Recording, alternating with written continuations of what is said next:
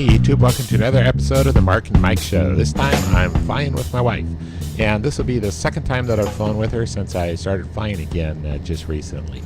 And this will actually be the first time that I've ever flown with an iPad. And you can see Beth holding the iPad there, and we're trying to figure out how to use it. I played with it some on the ground before we flew, but this is the first time flying. There you can see I'm pointing to the panel mount GPS, and we're kind of comparing what's on the iPad to what the airplane is showing. So up ahead of us is Pacific City. We're just outside of Portland, Oregon.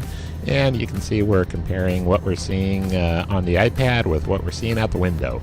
And I actually learned to fly in an old tail dragger that didn't have any navigation. I mean, it had a compass and some basic instruments. And so I learned to fly with charts, paper charts. And when I bought this airplane, then I kind of transitioned to using the GPS, and this plane also has a VOR. But I kind of stuck with paper charts.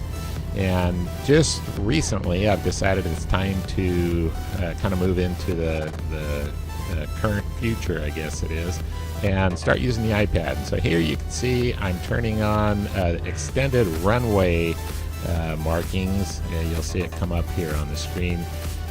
So there, when I get to Tillamook, it's easy to figure out which runway to land on. I want to land on 3-1 because it kind of gives you that aid.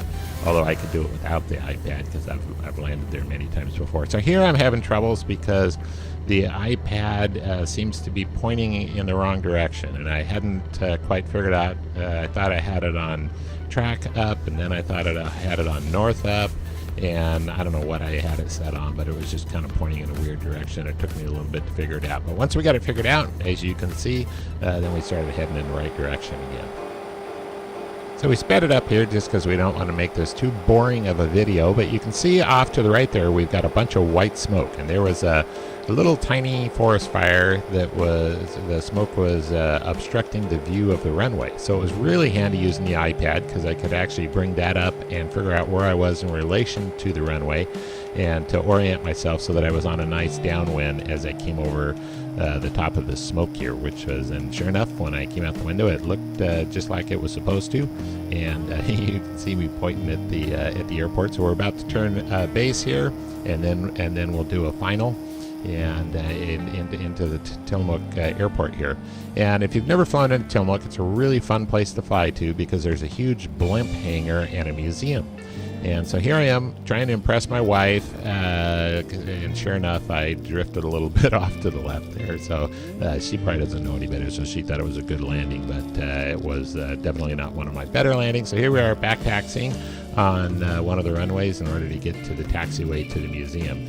And if you've never been here before, you can see there's no yellow line that you follow. You actually just turn onto this road. And it feels a little bit weird if you're not used to taxiing on a road, but when you get up here, you'll see there's a bunch of hangars with airplanes. So obviously this is the how everybody does it.